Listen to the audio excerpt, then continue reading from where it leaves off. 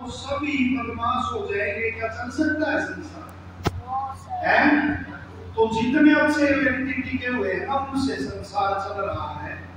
और एक परंपरा जब से सृष्टि बनी है ना तब से परंपरा रही है कि कुछ अच्छे व्यक्ति रहे हैं और वो हम तो सामान्य गृहस्थ है, गृहस्थ के कार्यों से जो अवकाश मिल जाता है, छुट्टी मिल जाती है, तो उसमें फिर समय लगाते हैं।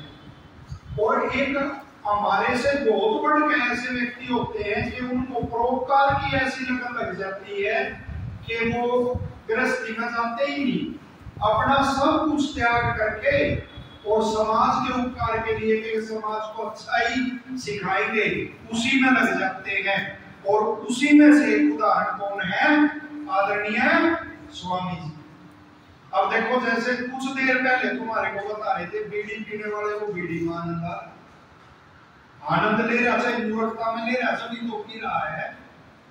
शराबी शराब में आनंद ले रहा, ताश वाला ताश में आनंद ले रहा, इतना आनंद ले रहा है कि शाम होगी फिर भी उठ रहा, भोजन भी नहीं कर रहा, वहीं बैठा हुआ है, ताश खेल जा रहा है। और इसी तरह इनको किस में आनंद आ रहा है? परोपकार। शाबाश, कहाँ से हो है? मुआना तो बोलना ही मुआना तो आर्य समाज का घट है। शाबाश। इसने कहा कि इनको परोपकार में आनंद आ रहा है। उनका आनंद ऐसा है जो क्षणिक आनंद होता है और उसका परिणाम क्या होगा? दुख।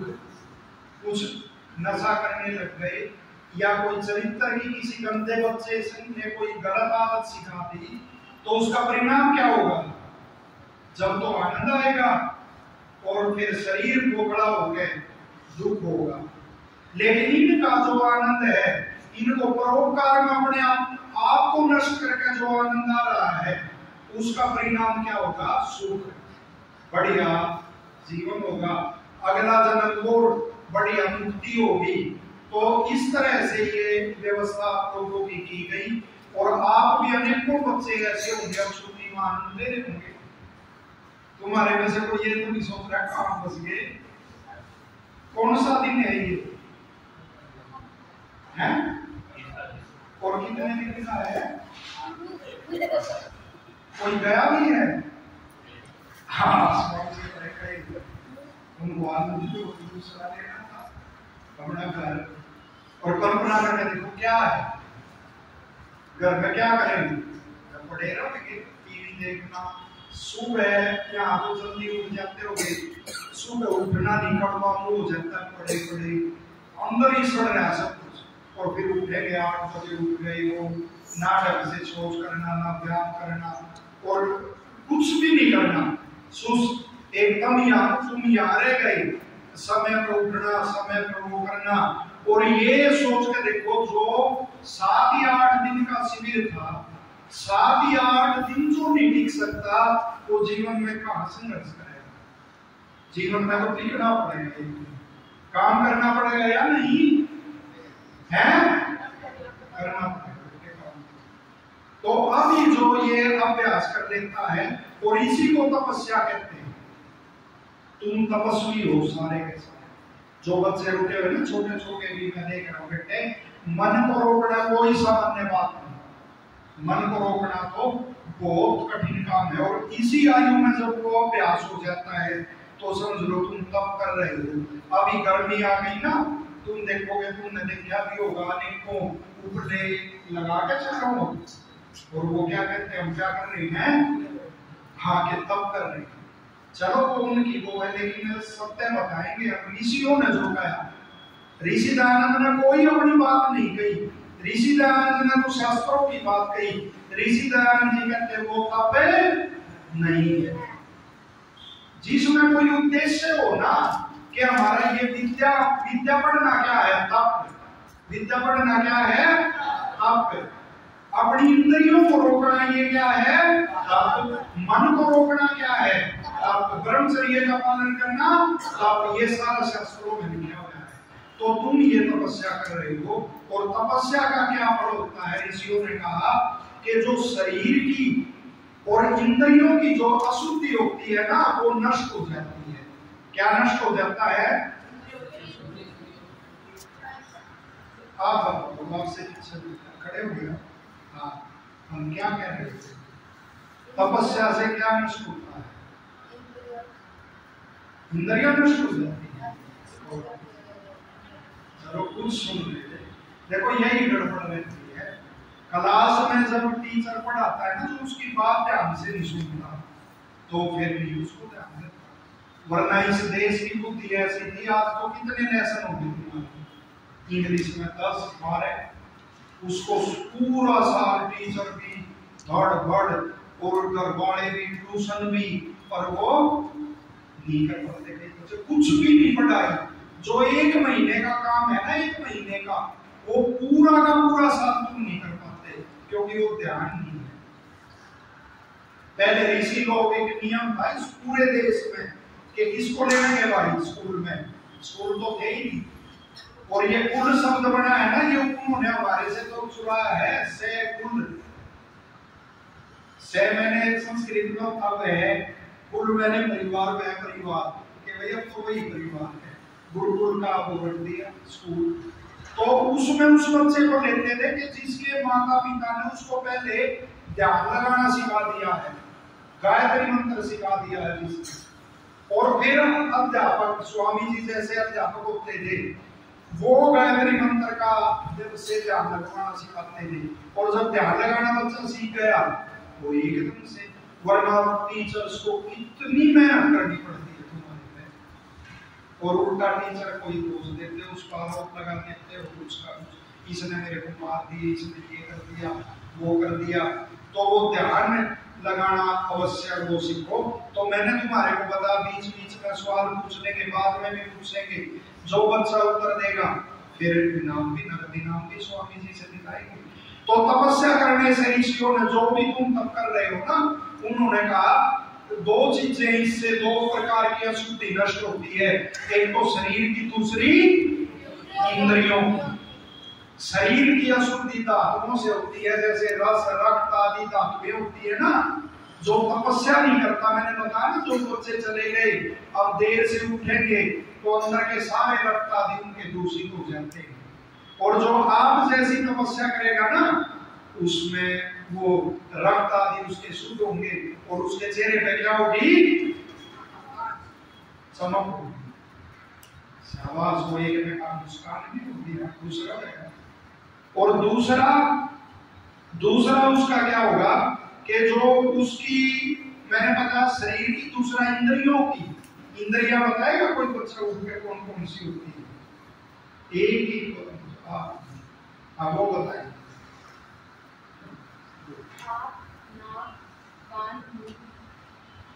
चलो वीर तालीम देखो,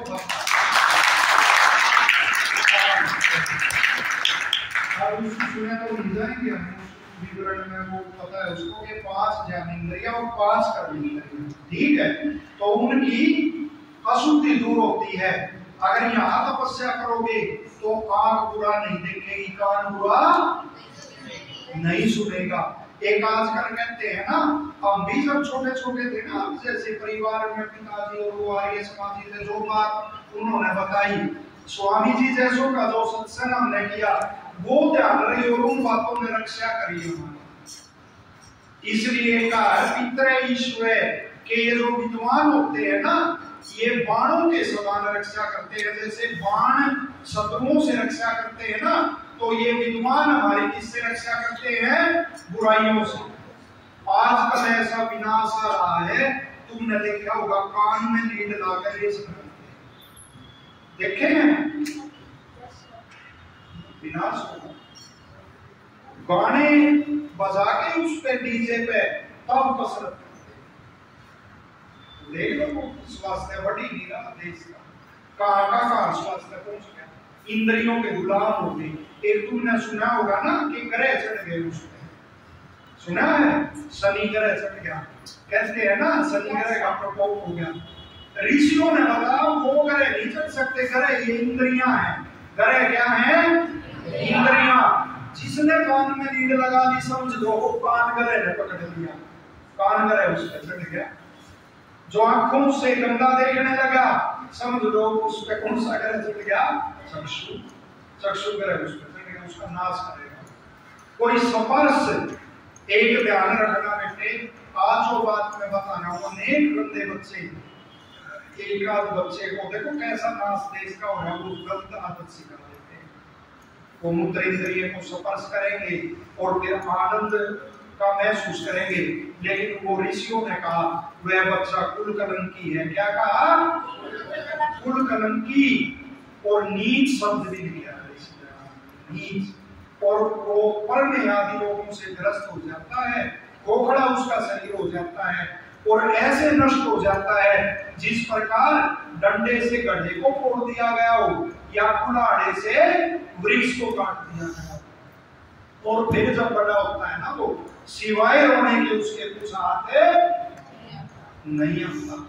तो जिसको स्पर्श का वो हो गया, समझ लो उसका त्वचा इंद्रिय का वो ग्रह चढ़ गया उसमें, तो जो भी यहाँ तपस्या करेगा तो उसकी दूसरी चीज है, जो इंद्रियों के जो दोष है वो नष्ट हो जाएंगे, तो शरीर के, और दूसरा मैंने क्या बताया, इंद्रियों के दोष दूर होंगे।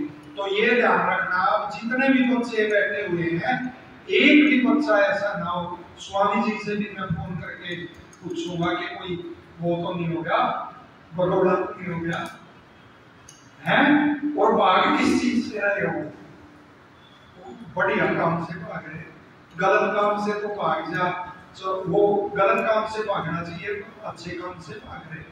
तो इसमें आपको बिल्कुल जमे रहना है।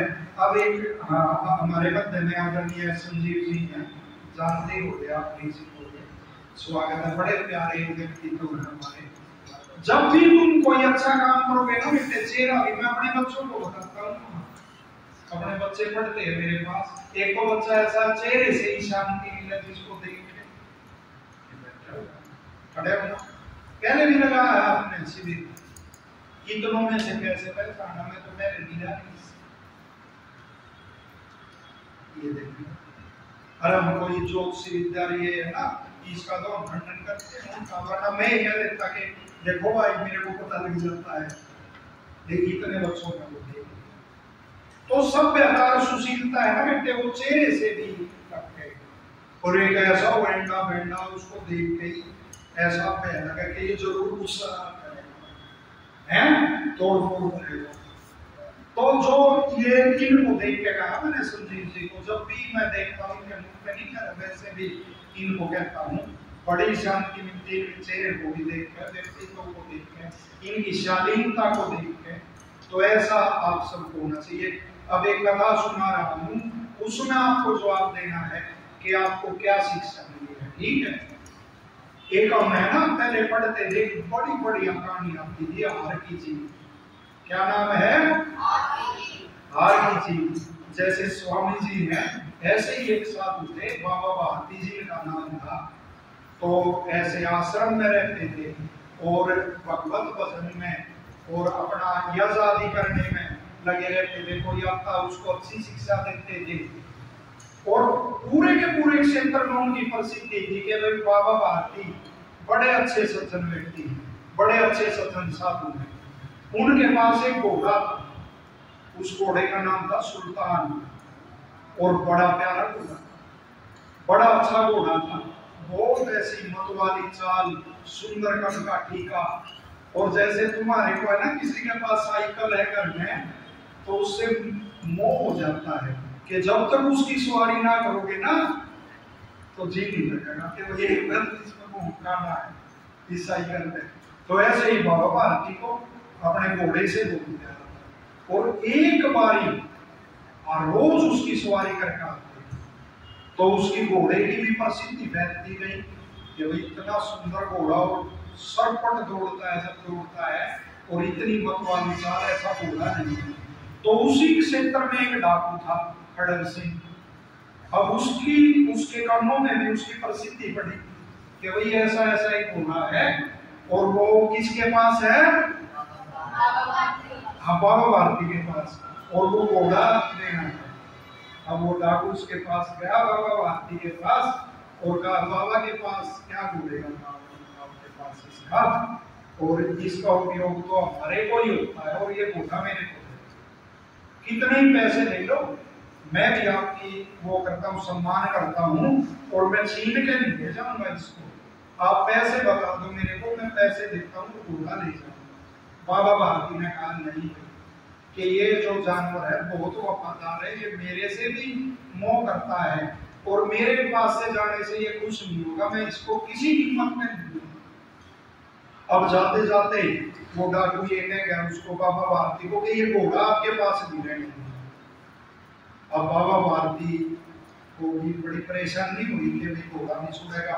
वो रात भर जाकर उसका पहरा देते रहे कि खड़ग सिंह आएगा, तो वो खड़ग सिंह नहीं आया। तो एक दिन बाबा भारती उस घोड़े पर सवारी करते हुए जा रहे थे। जब सवारी करते हुए जा रहे थे तो रास्ते में उन्होंने देखा एक बूढ़ा लाचार व्यक्ति बिल्कुल ऐसे कमर झुकी हुई और लकड़ी के सहारे जाने लग रहा। लकड़ी के सहारे जब वो जाने लग रहा तो जब बाबा भारती नजदीक से गुजरे, उसने ऐसे हाथ कांपते हुए हाथ से क्या बाबा भारती गए, बोले क्या आपको वो है, क्या समस्या है? उसने कहा मेरे को पास के ही गांव में जाना है लेकिन मेरे से चला नहीं जा रहा और प्यास से भी मेरा दम निकला जा रहा, मैं यही अपने प्राण छोड़ दूंगा। तो बाबा भारती ने उसको पानी पिलाया और कहा घोड़े का आप पीछे बैठो और मैं छोड़ देता हूँ। तो वो बाबा भारती उसको लेकर जब चलने लगे तो थोड़ी दूर ही गए थे, झटका लगाए थे से और बाबा भारती दम वो घोड़े से नीचे गिरे। अब घोड़े से नीचे गिरे तो उन्होंने घोड़े पे देखा उस वृद्ध व्यक्ति को, उसने अपनी दाढ़ी वो हटाई, कौन था? खड़ग सिंह। अब वो बोला ये घोड़ा ले लिया मैंने और मैं जा रहा हूँ। बाबा भारती बोले भाई चुप,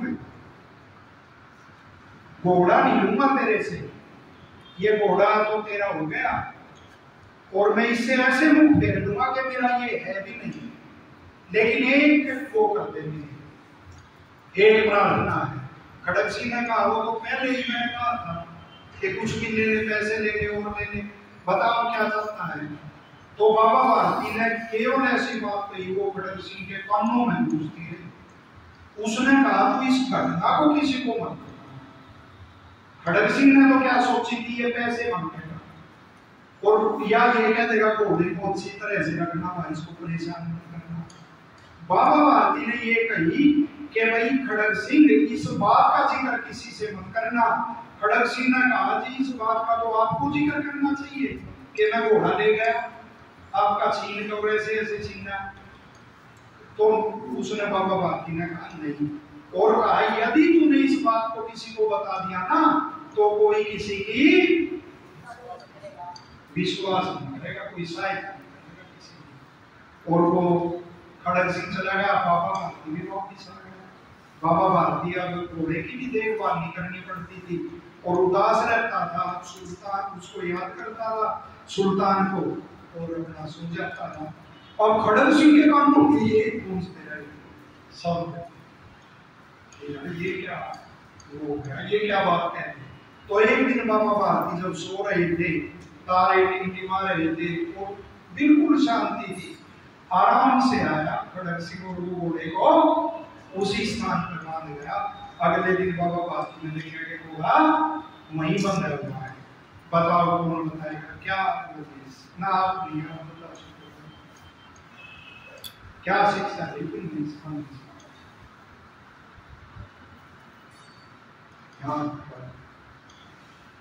वो डाकू की बातों से, स्वामी भारती की बातों से प्रेरित हो गए को देखा था। ये तो सार है ना, मैंने ये कहा शिक्षा क्या मिली, मोरल जिसको बोलते हैं, शिक्षा क्या मिली वही बताएंगे। पीछे बताओ आप।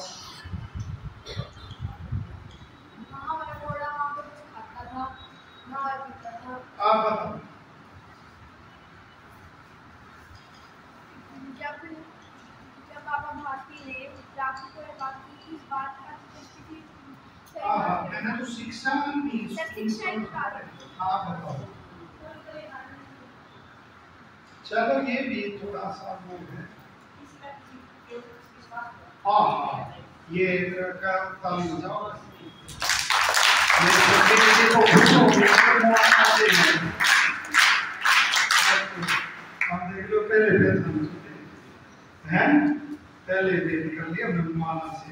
किसी का विश्वास है नहीं तोड़ना चाहिए। अनेकों आज समाज में ऐसी और तुम्हारे से संबंधित है ये बात, समाज में बड़ा भयंकर वो चला हुआ है, क्योंकि वो गुरुओं के पास घूमे जाते हैं, पाखंडियों के पास कोई शिक्षा उन्होंने देनी कि ये मंत्र दे दिया वो मंत्र दे दिया, बस उसको जपो बाकी कुछ नहीं।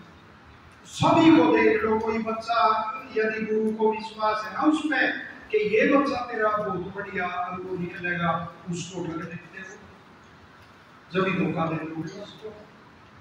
थोड़ी सी किसी गुरु ने कोई बढ़िया बात बताया, कई उड़दंगे बच्चे होते हैं, फिर उसकी बात सुन के गुरु देखेगा कि ये ध्यान से सुन रहा है, फिर थोड़ी देर में उड़दंगों की तरफ सुने होता है ना, ऐसे क्लास में देख लेना, उसी गुरु की हंसी उन उड़दंगे बच्चों से करोगे, तो ये क्या खो दिया? विश्वास। तो कभी भी किसी का विश्वास नहीं होना चाहिए। हम कहते हैं ना, तो छोटे छोटे थे जब भी जो बातें सुनी फिर वो याद रखी, तो ऐसे ही इस बात को याद रखना। और जिसका विश्वास होता है उसका कुछ नहीं बिगड़ता, वो अपना व्यक्तित्व तो बिगाड़ होता है। जो उन्नति हमारी होनी होती है वो उन्नति रुक जाती है। ये ऋषि दयानंद जी ने ये बातें लिखी है। सत्यार्थ प्रकाश का जब दूसरा संदास है ना, उसमें बच्चे को क्या क्या करना चाहिए, आगे वो लिखते हैं कृतघ्नता। एक तो ये है ना, विश्वास से नहीं होना चाहिए। एक आगे लिखते हैं कृतघ्नता से बचना चाहिए। कृतघ्नता का अर्थ बताएगा कोई बच्चा? उससे उसको तो मैं समझा दूंगा संजीव जी से 20-30 रुपए मानो, अगर इस शब्द का अर्थ बता दिया था ना भाई। बताओ ना, तो फिर मुआना ही बताओ, मुआना बताओ। नहीं बच गए हमारे पैसे। हाँ और क्या? कृतघ्नता क्या होता है? किए हुए उपकार करने वाला किसे कहते हैं बेटे? बोलो, किए हुए उपकार करना मानो। ऋषि दान तो ऐसा कहते हैं कि इससे बड़ा दोष नहीं। ये स्वामी जी कहते हैं, बिल्कुल लिखते हैं कि इससे बड़ा दोष नहीं। और आज ये भी समाज में बहुत फैलता जा रहा है। कोई भी टीचर है ना, मैंने पहले भी समझाया कि तुम अध्यापक पढ़ाता है, छोटे से बच्चे कोई भी ये पता है कि इसकी गलत शिकायत लगानी है घर वालों से। और वरना क्या कहते थे, देखो महामती चाणक्य ने क्या कहा, एक अक्षर प्रदातारम यो गुरुना विविंदते श्वान योनि सतम बुद्धवा चंडालेषु पीजायते, कि जो एक अक्षर देने वाले गुरु का भी सम्मान नहीं करता, वह 100 कुत्ते की योनि को होकर भी चंडाल ही पैदा होता। तो कभी भी जो अध्यापक पढ़ाते हैं ना और नीतिकार ये लिखते हैं, अनेक आचार्यों के बराबर क्या होता है एक अध्यापक। कमाल मैंने ये लिखा है, अध्यापक जो ये नहीं मैंने आपको बता दिया मैं उनसे बड़ा हो गया ना भाई। जो कौन होंगे वो जिसने पेंसिल लेकर आपको कहा ये लिखना सिखा दिया? कौन होंगे ABCD ये लिखना सिखा दिया? कौन होंगे जोड़ सिखा दिया, घटा सिखा दिया? कुछ भी नहीं आता। ऋषि दयानंद जी लिखते जंगल में छोड़ दे तो पशु की तरह व्यवहार करोगे, तो कौन वो सिखा दिया उन्होंने, और उनके तरफ कोई कृतज्ञता नहीं। कौन है ईमानदारी से बताना जो अपने अध्यापकों के? और यहाँ बैठ के है ना, ये भी मैंने कई जगह देखा, बच्चे हमेशा हमारे से तो सच बोलते हैं। कितने हैं जो अपने अध्यापकों के चरण छू के नमस्ते करते हैं आप में से, ईमानदारी से ऐसे? हाँ देखो कुछ नहीं है, इतने भी पता नहीं है या नहीं। नीचे अब जो एंकरेज नहीं कर रहे आज से ये बताओ, कभी भी तेरे उसकी वो नहीं कर पाओगे, अवमानना नहीं कर पाओगे, वो पाप तुम्हारे नहीं लगेगा। अब जब कई बच्चे ऐसे भी देखे, मैंने ये नहीं कि कमजोर बच्चे में ये दोष होते, इंटेलिजेंट में भी ये दोष हो जाते हैं, वो अपने आप को उससे बड़ा समझने लगता है। अध्यापक से बड़े तो कभी नहीं हो सकते। तो माता पिता के तो छूने ही है, जाते ही जो अध्यापक तुम्हारे को पढ़ाया उसके भी चरण छूने, वो देखना और ज्यादा तुम्हारे को देगा। और यहाँ से भी अक्सर सीख गए, यहाँ से भी अब जाओगे बीच में स्वामी जी का उपकार मानना, ये जो शिविर का आयोजन कर रहे संजीव जी, इनका उपकार मानना, तो इसमें मिलते रहना बीच में, इससे आप लोगों की बहुत उन्नति होगी और फिर समाज का भी कुछ कर पाओगे, परिवार का कुछ कर पाओगे।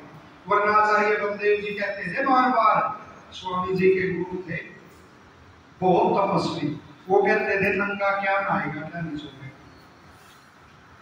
अपने पल्ले कुछ भी, कुछ शरीर में भी कुछ बुद्धि में भी, क्या तो परिवार का भला करोगे और क्या समाज का भला करोगे। तो यदि ऐसे व्यक्तित्वों से जुड़े रहे, गुरु से जुड़े रहे, तो निश्चित तौर पर आगे बढ़ जाओगे। मेरे को ये बताओ, महाभारत में, महाभारत का आता है ना प्रकरण, दो योद्धाओं का नाम सुना गया, अर्जुन और कर्ण। जो अर्जुन को सर्वश्रेष्ठ योद्धा मानते हैं वो एंकरेज करें, जो मानते हैं अर्जुन को श्रेष्ठ योद्धा, हाँ, और कर्ण को मानने वाले नीचे। दोनों में एक का तो उठाना है, दोनों का तो जब एक का तो उठाना है। पहले अर्जुन वाले फिर सुन लो, अर्जुन को कौन कौन मानते हैं श्रेष्ठ, ये बाकी करण वाले बच गए नीचे कर बैठे। अर्जुन सीधे बैठे, एक बार सीधे बैठ जाओ, सीधे बैठो। अर्जुन ऐसा योद्धा था, भूतों ने भविष्य दिया, भूतों ने भविष्य दिए। एक बार मैंने आचार्य जी से सवाल किया ना कि जी मेरे को महाभारत में सबसे, आचार्य बलदेव जी से, महाभारत में सबसे श्रेष्ठ योद्धा अर्जुन लगता है, वो भारत में लगता है। मेरे को अगले पिछले जितने योद्धा हुए ना, सबसे श्रेष्ठ के और भी योद्धा हुए पहले, राम लक्ष्मण को भी किसने बेहोश कर दिया था, इंद्रजीत ने थे, वो भी बहुत बड़े योद्धा, बात ही कुछ और थी। लेकिन जो फैक्ट है, जो तथ्य है, अर्जुन कभी भी बेहोश नहीं, युद्ध में कोई हार ही नहीं हुई उसकी कभी भी, किसी भी रूप में हार नहीं हुई। और उसका कारण क्या था, वो गुरु भक्त, क्या था, गुरु भक्त। जिस समय अब भी ऐसे मिलेंगे तुम्हारे को कि वो व्यायाम शिक्षक हैं, जैसे व्यायाम शिक्षक ने घंटी लगाई, एक आध बच्चा ऐसा मिलेगा तुम को बात चलाएगा, वही आगे यहाँ से खाता मिलेगा, और एक आधा ऐसा होगा ऐसे उसको दो तीन और लगाते हुए ले जाएंगे, वो व्यायाम शिक्षक ही कहेंगे इसको बुला लेना, और एक आध ये बता दिया ऐसा मिलेगा गुरु जी हम क्या करना, हम क्या करना। तो इसी तरह अर्जुन का आता है, जो द्रोणाचार्य है वो अश्वत्थामा को सबसे बड़ा धनुर्धर बनाना चाहते थे। अश्वत्थामा क्या करते थे उसके, होता है एक जगह तो है ना ऐसे इतिहास की जानकारी होगी, मैं एक जगह बोला कि सीता किसकी पत्नी थी, असलियत में ही कह रहा हूँ। तो अब अश्वत्थामा का पूछा मैंने, चलो तुमने बता दो कि द्रोण के क्या थे, पुत्र थे द्रोण के। तो द्रोणाचार्य उसको सबसे बड़ा धनुर्धर बनाना चाहता था। और वो क्या करते थे द्रोणाचार्य के, सभी बच्चों को जब भेजते ना कि पानी लेके आओ नदी से, तो अर्जुन को तंग मुंह वाला करा देते थे, जिसको देसी भाषा में तुम कहते हो पीना। तो अर्जुन उसको वो सोचते थे देर से भरेगा और इतने करके ये आएगा, तो इतने करके अश्वत्थामा को सिखा देगा। अर्जुन कहते हैं ब्रह्मास्त्र के संधान से या जैसे भी उसको जल्दी भर के और दौड़े हो जाता, और फिर द्रोणाचार्य उसको बड़े लगा के ये कहते क्यों नहीं छूटेगा कुछ भी। इसी तरह से उसने उसको आदेश दे दिया रसोइये को, जो अर्जुन को भोजन देता था, उस रसोइये को आदेश दे दिया कि कभी भी अर्जुन को अंधेरे में भोजन नहीं देना, सत्य घटना है अपने देश की। तो एक दिन अर्जुन जब भोजन कर रहा था, तो अकस्मात वैसे ही देव योग से वो बिजली गुल हुई और अंधेरा हुआ, अंधेरा हुआ। तो अब भी उसका हाथ कहाँ जाएगा, कान में तो जावे नहीं, तब भी कहा जा रहा था मुख में, एकदम से उसको बिजली पहुंची कि भाई जब अंधेरे में तेरा हाथ अभ्यास हो गया, इसका मुख में जा सकता है, तो तू अंधेरे में तीर क्यों नहीं चला सकता। तो रात को द्रोणाचार्य को साई साई की आवाज आई कि तीर चला रहा है, कोई अभ्यास कर रहा है। तो बाहर जाकर उसने देखा अर्जुन चलाने लगे, फट रसोइये को बुलाया, फिर क्या किया। तो रसोइये ने कहा नहीं मैंने नहीं किया, तो अपने आप ही हो गया। फिर अर्जुन को बलि में डाल दिया और सारे के सारे को जितने भी रहस्य थे विद्या के थे उसके पास कौन ले गया, अर्जुन। वही मिली है जब उनको वनवास हुआ ना, वनवास जब हुआ तो ऋषियों महावीर से नहीं बैठा, ऋषियों के पास जाकर और विद्या ली। और जब विराट के यहाँ युद्ध हुआ ना, विराट की क्या उठा ली थी उन्होंने, और वो ने गाय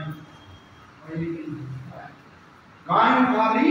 और जब उत्तर कुमार को लेके गया और उसने इतनी भयंकर सेना देखी वो कांपने लगा, फिर अर्जुन ने अपने अस्त्र शस्त्र धारण करे और 2 तीर लग गए, 2 तीर साई साई द्रोणाचार्य के कानों के पास में गए। देखो गुरु भक्ति, कानों के पास में गए तो उसने कहा दुर्योधन ने ये क्या गुरुजी, बोला भाई अर्जुन है, और ये 2 बाणों से उसने मेरा कुशल से पूछा। फिर 2 बाण आए, 2 बाण आकर पैरों में लगे। बोला ये क्या, बोला उसने मेरे से आशीर्वाद दिया और ये कहा कि अब युद्ध करूं, और सारे के सारे कौरवों को क्या किया, बेहोश। आज ये कहते हैं ना रावण राम से ताकतवर था, कर्ण अर्जुन से ताकतवर था, ये तुम्हारा नाश करने के लिए। वो तो कर्ण तो दुर्योधन के साथ शराब और वो कितना था, तो चंडाल चौपड़ी थी। कृष्ण ने कहा था इन 4 को गिरफ्तार कर लो, महाभारत का युद्ध नहीं होगा। चंडाल चौपड़ी वहीं से चली थी, दुर्योधन, दुशासन, शकुनी और कर्ण।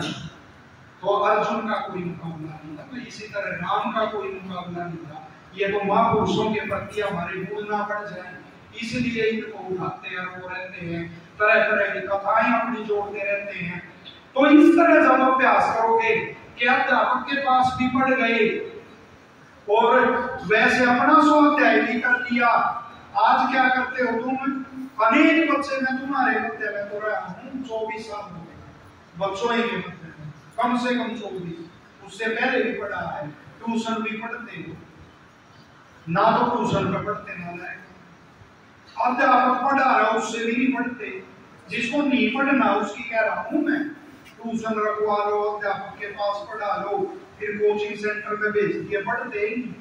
और एक ऐसा बच्चा पहले अध्यापक से पढ़ लिया, फिर अपने आप उसने पढ़ाई की, और ज्यादातर हो ना, ज्यादातर सामान्य परिवारों के हो बेटे हमारे की तरह कि जिसकी आर्थिक मजबूती इतनी नहीं है, यदि उस आर्थिक समृद्धि को चाहते हो तो क्या करना पड़ेगा, बोलो, पढ़ना पड़ेगा। उसने कहा था करना पड़ेगा। ऐसे ऐसे बच्चे देखे यार 12-12 घंटे पढ़ना, 8-8 घंटे पढ़ना। कौन कौन संकल्प लेता है आज कम से कम 4 घंटे पढ़ेंगे, 4 घंटे सीटिंग में संकल्प लो, शाबाश। उसने तो टी-शर्ट पे पढ़ना माना क्या करें, पर मैंने तो कुछ नहीं करना, वो देर में हाथ आया है नीचे कर रहा। चलो बच्चा है वो, आजकल तो वो है खतरनाक सी गंदे लगे, कोई वो कंट्रोल चला रहा है। तो कहते हैं जो दूर से ही आपको जला देता है, ये पुरुष शब्द की वो है, पुरुष शब्द की सीधी ये है। तो ये संकल्प लेना है कि हमारे को पढ़ना है। और एक और थोड़ी सी बात आपको बताता हूँ, फिर भोजन का भी आपका आज अब लेट आई समय हो गया।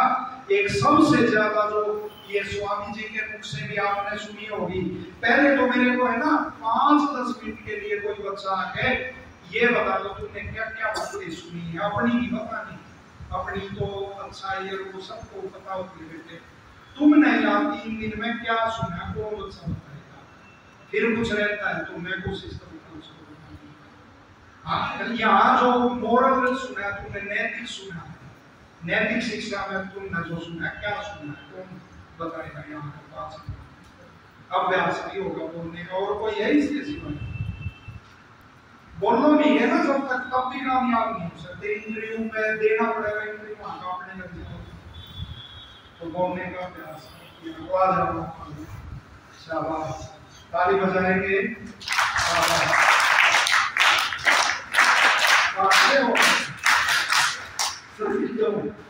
ये बेटे बहुत बड़ी बात होती है, कौन बच्चे कहाँ के, है ना, साथ में रहना, किस परिवार से, अपने परिवार से, माता पिता से दूर रहना, सब साथ रहना, यही तो सामाजिकता है, तभी सामाजिक बन सकते हो। हमने 3 दिन में यहाँ पर सीखा ईश्वर कौन है, ईश्वर कैसे दिखता है, ईश्वर के कार्य क्या है, ईश्वर हमें अपने कर्मों का फल कैसे देता है, ये अंतरिक्ष किसने बनाया, ये बिग बैंग थ्योरी झूठ है या सच। धन्यवाद।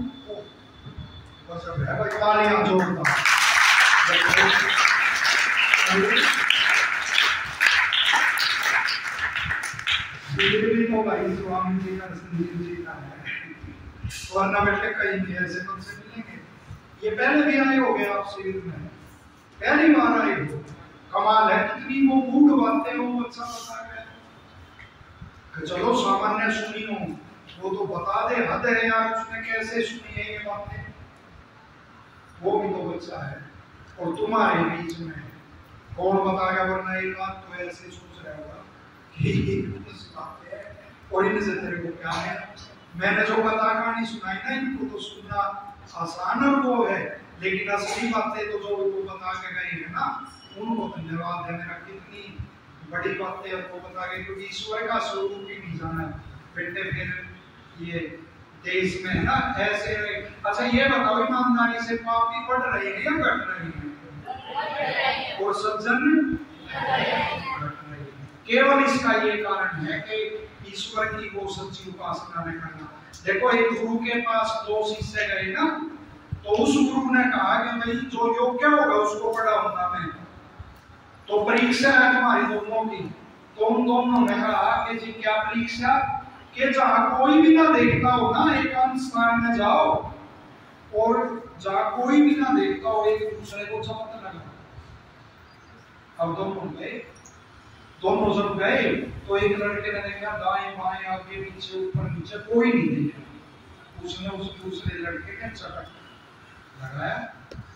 अब दूसरे लड़के की बाएं है, उसने भी दाएं बाएं ऊपर नीचे देखा और उस दूसरे लड़के को मारा। फिर दोनों गुरु के पास गए, तो बताओ गुरु जी कौन से को रखेगा, क्यों रखेगा उसको, उसने तो गुरु की अच्छा ओहो। अच्छा ये भी सुन लिया नहीं, अपने पास से बता देता,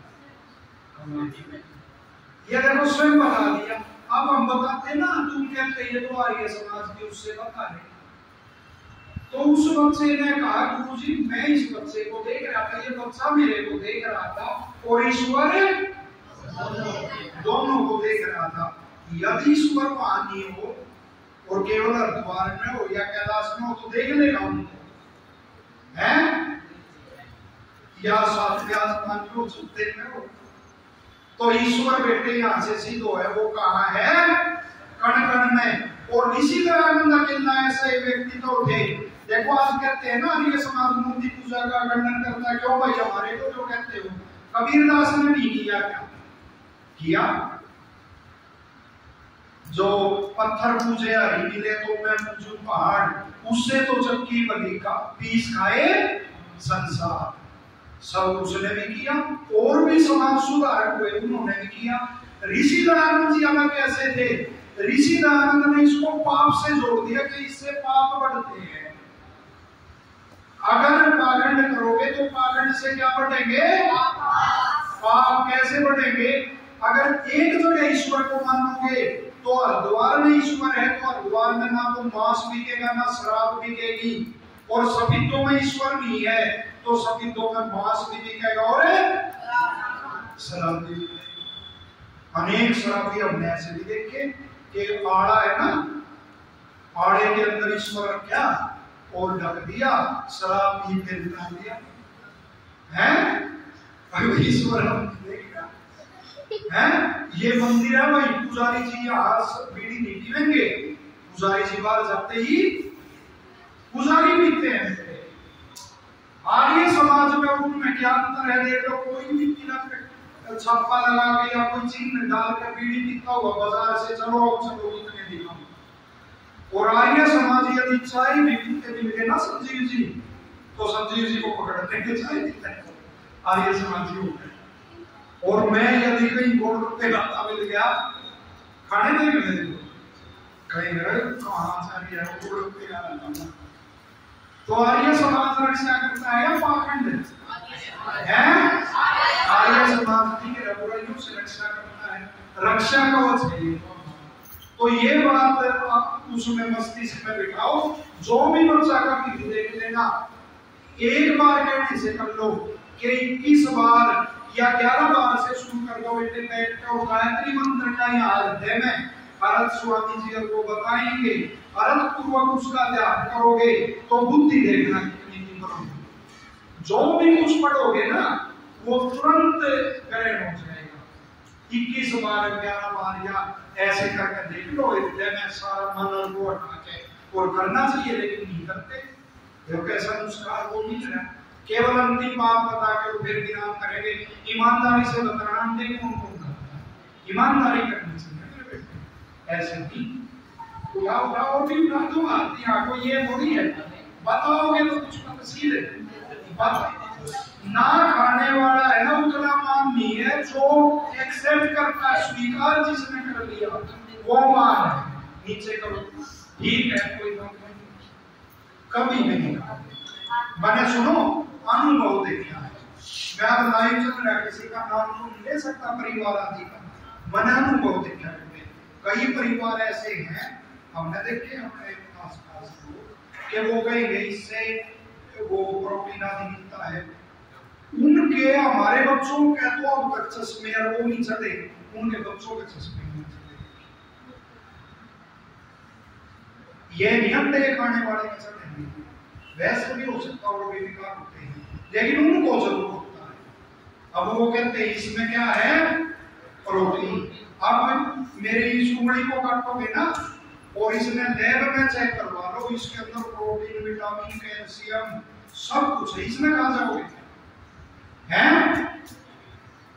और इसको है ना इसमें नमक मिर्च मसाला मिला के इसको खा जाओगे।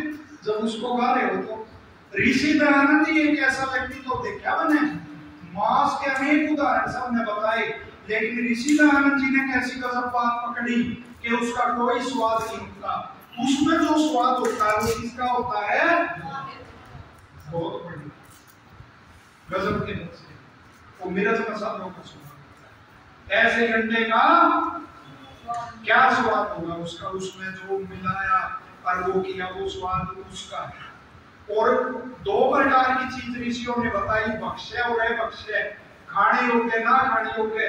जो खाने योग्य नहीं है उसमें से कितना ही प्रोटीन है वो उसको खाओगे क्या? वो ज्यादा वो बढ़ा के तो क्या कोलेस्ट्रॉल क्या बोलते हो तुम, और आंखों के आगे पीता आदि बढ़ के आंख खराब होना, लीवर खराब होना, ऐसी ऐसी चीजें हो जाती है। यदि बुद्धि बढ़ाना चाहते हो आंखों की रोशनी तो बादाम आदि और इनका सेवन करो। एक है ना हमारी ये जो डीएवी संस्थान होती है, अब तो लुप्त होता जा रहा है, हमारे शिकार का नाम, एक तुम्हारे जैसा बच्चा पढ़ता था मैंने इतिहास में पढ़ा, उसके हाथ में चर्म रोग हो गया भयानक, और हाथ गल गया, चर्म रोग हो गया, खुजली जिसको कुष्ठादि बोलते हो तुम्हें एक्जिमा आदि वो हो गया, और आगे गल गया था ये आपको। तो किसी ने उसको बताया कि अंडे कांसर का भाग होता है ना जो पीला सा, कि वो लगा दे। वो तो खाने की बात तो अलग थी, वो बच्चा बोला मेरा हाथ भले कट जाए लेकिन मैं नहीं लगाऊंगा। वो स्वामी जी जैसे किसी वैद्य से मिला और उस वैद्य ने उसको बताया कि ये जो मक्खन होता है ना कि इसको 100 बार पानी में निकाल, पानी के अंदर डाल और निकाल, ऐसे 100 बार कर, और वो लगा, वो उसने लगाया और वो ठीक है। तो ऐसा योग भी था। एक ऐसे कि मैं पढ़ता हूँ एक आर्य समाज के कार्यकर्ता की कि स्टेशन पे किसी ने चक्कू मारा, स्टेशन पे किसी ने चक्कू जब मारा, वो पहले है ना ये समाज प्रचार अपना करता था तो इधर भी लोग कर देते थे, तो खून बहुत बह गया, प्राण निकलने को इतने का ब्रांडी पीने, तो बोला मैं नहीं पीऊंगा, मैं पवित्र ही शरीर अपना लेके जो प्रतिज्ञा मैंने की है वो लेके जाऊंगा। तो और भी बातें थी, सुबह उठा करो और भी, और स्वामी जी बताते रहेंगे, बहुत प्यारे बच्चे हो, और निश्चित तौर पे अपने आप को भी संभालोगे, परिवार को भी, हमारे भी सारे बनोगे और समाज के भी सारे बनोगे। इसी उनके साथ आशाओं के साथ आदरणीय स्वामी जी का, श्री संजीव जी जो व्यायाम शिक्षक हैं, राकेश जी आए हुए, श्री महिपाल जी और सभी विद्यार्थी सबका आभार।